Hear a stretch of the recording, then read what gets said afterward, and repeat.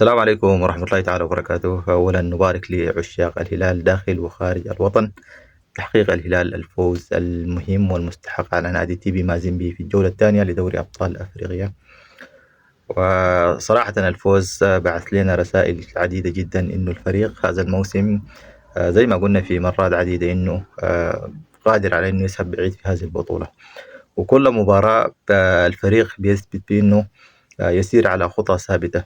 نعم، في مباراة الأمس حدث بعض التراجع في الشوط الثاني، وده كان يمكن نتيجة للياقة البدنية أو حتى الإرهاق في الشوط الأول بالنسبة للاعبين. لكن على العموم شكل الفريق كان ممتاز جدا، وكل اللعيبة قدموا أداء ممتاز جدا، وشغل المدرب بدأ يظهر. زي ما قلنا إنه الاستقرار الفني لنادي الهلال حيكون سر النجاحات. وأنا من هنا داير أرسل رسالة للجمهور الهلال والإدارة، أيضا إدارة نادي الهلال، بأنه يجب الصبر على المدرب فلوران بنجي لا زال يسير بخطى ثابتة جدا. صح إنه ما في السنوات الأخيرة السنتين الماضيتين في المشاركات في دوري الأبطال لم يقدم الأداء اللي كان مرجو منه ولا النتائج، لكن هذا الموسم في بوادر عديدة، بوادر نجاح بدأت تظهر على الفريق، وده طبعا نتيجة الاستقرار والصبر. والرسالة التي يجب توضيحها هنا إنه يجب أن نصبر على هذا المدرب، حتى إن هذا الموسم لم نستطيع أن نحقق الإنجازات المرجوة أو حتى الذهاب بعيدا في دوري الأبطال، لكن هذا المدرب أنا أعتقد أنه وضع الثقة فيه، وأعتقد أنه في يوم من الأيام سيجلب لنادي الهلال الألقاب التي نريدها، خصوصا بطولة دوري أبطال أفريقيا.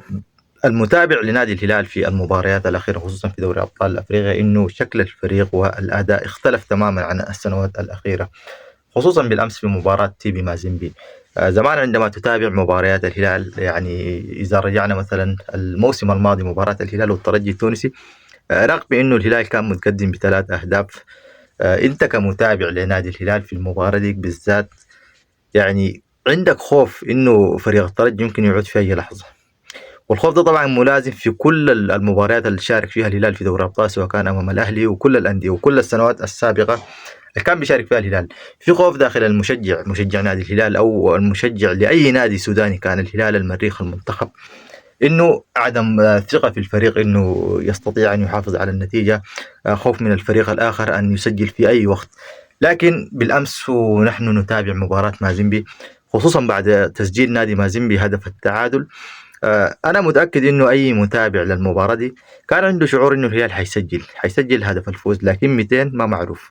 وطبعا في النهاية الهلال استطاع إنه يسجل هدف الفوز في الوقت بدل الضايع في الدقيقة بلس 90، وده طبعا حالة نادرة جدا في الكرة السودانية عموما. إحنا زمان يعني أنديتنا ومنتخبنا بنشاهد إنها بتستقبل أهداف في الدقيقة 90، لكن يصل الأمر إنه النادي يسجل في الدقيقة بلس 90. ده تطور ملحوظ جدا وتقدم واضح جدا، ويرجع الفضل فيه للمدرب طبعا بعد الله سبحانه وتعالى.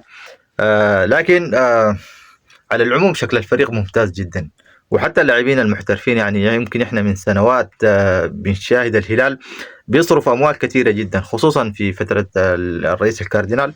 الهلال صرف أموال كثيرة جدا على مدربين، على لاعبين، على معسكرات، على مباريات ودية، لكن النتائج كانت دائما خروج من دور المجموعات، خروج من الأدوار التمهيدية. يمكن الإنجاز الوحيد كان في العام 2016 الوصول للدوري نصف النهائي. ولكن هذا الموسم شاهد انه الهلال كل اللعيبه الاجانب، يعني يمكن اكثر من 7 8 9 لعيبه اداء ممتاز جدا في المباريات اللي لعبوها مع الهلال. كل المحترفين القام بجلبهم الهلال في فتره فلوران بنجي اكدوا نجاحهم، يمكن القليل منهم في السنوات الاولى، لكن تسجيلات هذا العام خصوصا منذ المباريات الأولى أبدت أنها تسجيلات ستفيد الهلال كثيرا في مشواره الإفريقي وفي مبارياته في الدوري الموريتاني.